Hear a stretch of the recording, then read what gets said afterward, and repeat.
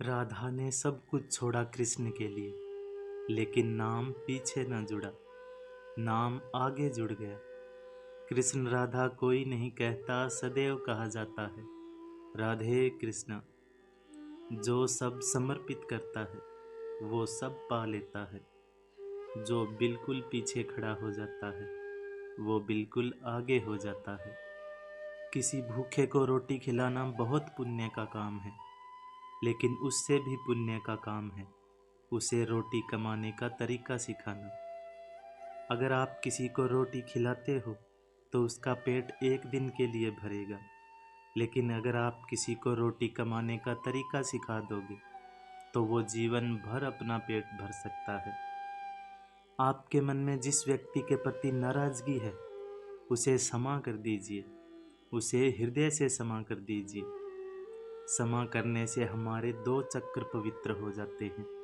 एक तो आज्ञा चक्र खुलता है, क्योंकि वो व्यक्ति आपके आज्ञा चक्र में बैठा होता है, और दूसरा क्षमा भावना से हृदय चक्र खुल जाता है। किसी दूसरे के बुरे व्यवहार में इतनी ताकत नहीं होनी चाहिए कि वो आपके मन की शांति ही खत्म कर दे। गुरु वो है जो जगा दे, परम से मिला दे, दिशा बता दे, खोया हुआ दिला दे, पुकारना सिखा दे, आत्म परिचय करा दे, मार्ग दिखा दे और अंत में अपने जैसा बना दे। लेकिन याद रखना, गुरु मार्गदर्शक है, चलना तो स्वयं ही पड़ेगा। आपके भीतर जो बैठा है उससे मूल्यवान और कोई भी नहीं है। आपके भीतर जो बैठा है उससे पूज्य और कोई भी नहीं है। आपके भीतर जो बैठा है उससे श्रेष्ठ और कोई भी नहीं है। राह में पड़े पत्थर से भी टकरा जाओ तो उससे क्षमा मांग लेना। पत्थर तो कुछ बोलेगा नहीं, पर तुम इंसान हो इसका परिचय अवश्य देना। दूध, दही, छाछ, माखन और घी सब एक ही कुल के होकर सबकी कीमत अलग अलग होती है, क्योंकि श्रेष्ठता जन्म से नहीं बल्कि अपने कर्म, कला और अपने गुणों से प्राप्त होती है। जिस घर में भाइयों में प्रेम और बड़ों का आदर सम्मान होता है वहीं ईश्वर का निवास होता है। प्यार बांटा तो रामायण लिखी गई, और संपत्ति बांटी तो महाभारत लिखी गई। इंसान का पतन उस वक्त आरंभ हो जाता है जब वो अपनों को गिराने की सलाह गैरों से लेना आरंभ कर देता है।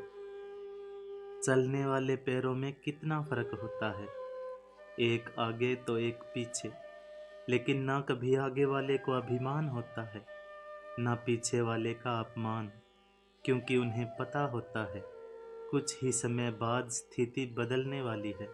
इसी को जीवन कहते हैं।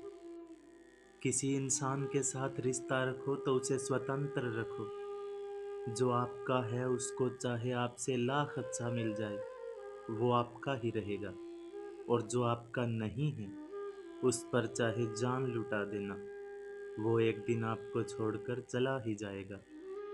तुम्हारे पास अगर ध्यान हो तो कोई भी गाली तुम्हें छू नहीं सकती। ना अपमान, ना सम्मान, ना यश, ना अपयश, कुछ भी तुम्हें छू नहीं सकता। ध्यान का अर्थ है मन की सफाई। ध्यान का अर्थ है अमन की तरफ यात्रा।